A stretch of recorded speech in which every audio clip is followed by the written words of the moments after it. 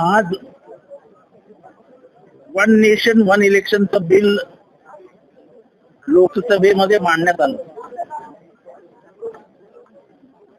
One nation one इलेक्शनचं bill हे माझ्या दृष्टीने भारतातील फेडरल स्ट्रक्चर जे आहे, राज्यांच्या अधिकारांवर गदा आणणारी पहिली सिस्टीम निर्माण होईल. राज्यांचं जे स्वत्व आहे,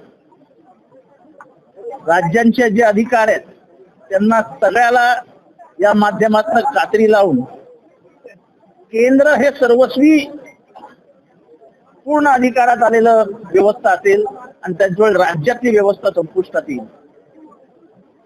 या राज्यामध्ये 3 सब्जेक्ट आहेत, कन्करंट लिस्ट, एक सेंट्रल लिस्ट आणि एक स्टेट लिस्ट.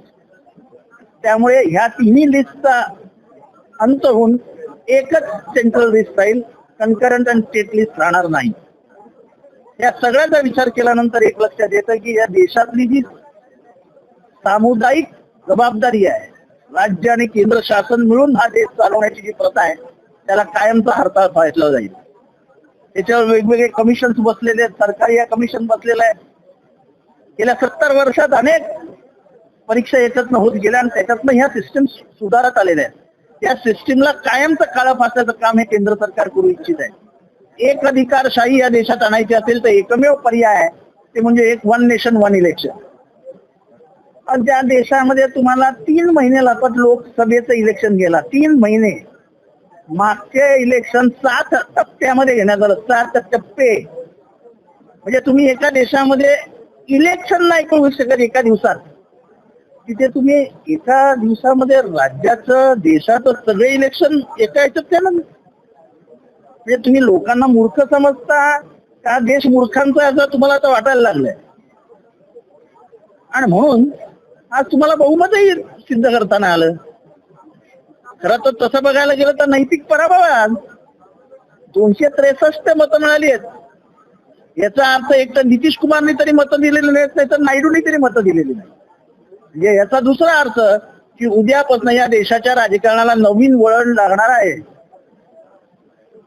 जर 263च्या ताकदीवरती या सरकार चालणार असेल तर ते चालणारच कसं? कारण का 274ची स्पष्ट मेजॉरिटी नसेल तर या सरकारला चालवताच येणार नाही. त्यामुळे नैतिक दृष्ट्या यांना आता सत्तेत राहण्याचा अधिकार आहे की नाही हा देशासमोर नवीन प्रश्न उभा राहिला. ते जॉईंट पार्लमेंटरी कमिटी वगैरे वगैरे वगैरे ते नंतर बघूया. पूर्ण सत्ताधारी पक्षाला व्हीप असताना 263 मतं मिळाली आहेत. स्पष्ट बहुमत दाखवण्यासाठी लोकसभेमध्ये 274 मतं लागतात. त्यामुळे मला वाटतं की वन नेशन इलेक्शन ह्याच्यामध्ये आतापासून लोकांमध्ये जागरूकता आणली पाहिजे की राज्याचे अधिकार संपुष्टात येणार आहेत. आपल्या राज्याचं स्वत्व हे टिकवता आलं पाहिजे.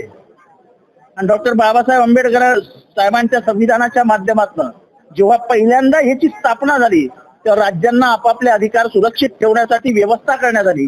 आणि त्यात मी सांगितलं त्याला सेंट्रल लिस्ट, कन्करंट लिस्ट आणि स्टेट लिस्ट असं म्हटलेलं आहे. जर या तिन्ही लिस्ट मधले सगळे सब्जेक्ट गायब होऊन जर सेंट्रल लिस्ट मध्ये जाणार असतील तर याच्या पुढे राज्य म्हणजे या सगळ्या भवनांना त्यांच्या अधिकारांना काहीही किंमत राहिलेली नाही. या देशाची लोकशाही संपुष्टात आणण्याच्या दृष्टीने आज या सरकारने पहिलं पाऊल टाकलं आहे.